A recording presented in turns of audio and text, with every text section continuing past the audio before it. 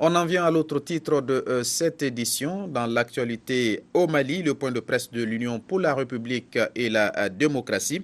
Son président, Soumaïla Cissé, également chef de file de l'opposition malienne, est revenu sur le bilan de l'an 2 du président Ibrahim Boubacar Keïta à la tête du pays.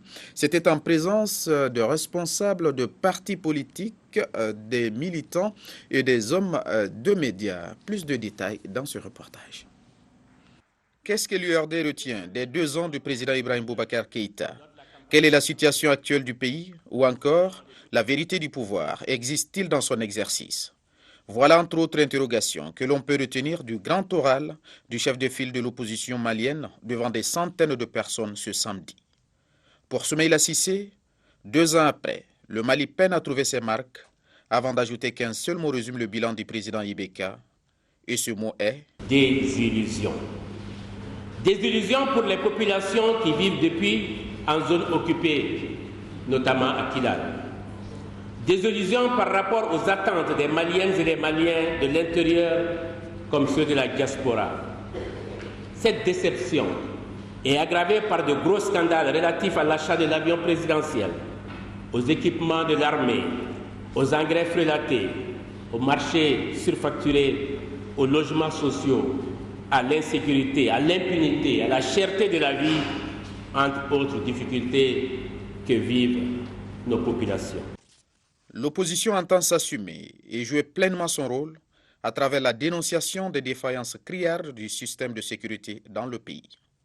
Malgré tous les tracas liés à l'insécurité croissante que connaît le pays, jusque dans la capitale, pas une mesure conséquente, même pas une explication respectueuse en direction des victimes et des populations désemparées, pas un mot de compassion en direction des forces armées et de sécurité, des familles endeuillées et des blessés. Le président de l'URD revient à la charge en martelant que tout ça est une fuite en avant, car on n'échange pas une société avec des incantations verbales.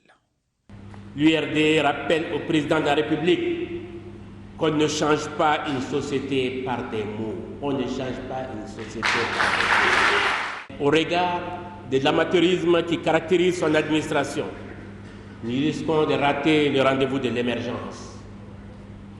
Nos compatriotes attendent et méritent plus et mieux. Nous en avons les moyens humains et les ressources naturelles.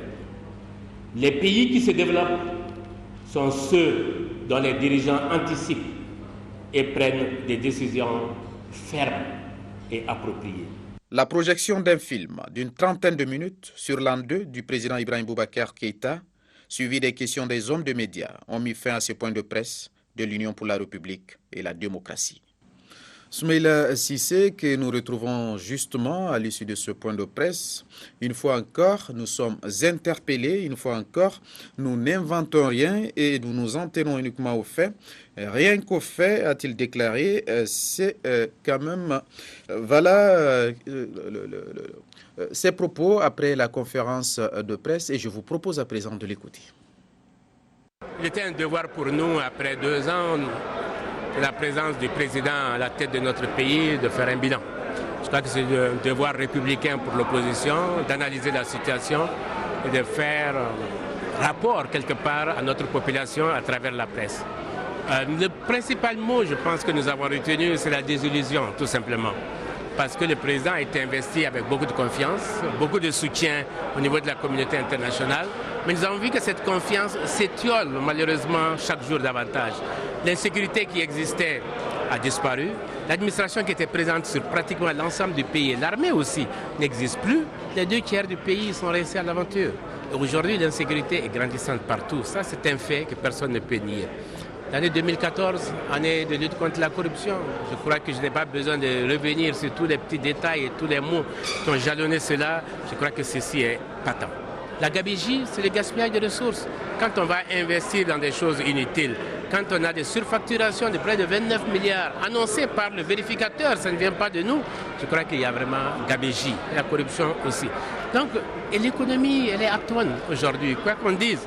Le panier de la ménagère s'est alourdi, les investisseurs ne viennent pas. Et la confiance, comme je l'ai dit au départ, est en train de s'étolier. Donc tout ça fait que nous sommes dans un pays qui navigue comme un bateau ivre quelque part, qui navigue à vue.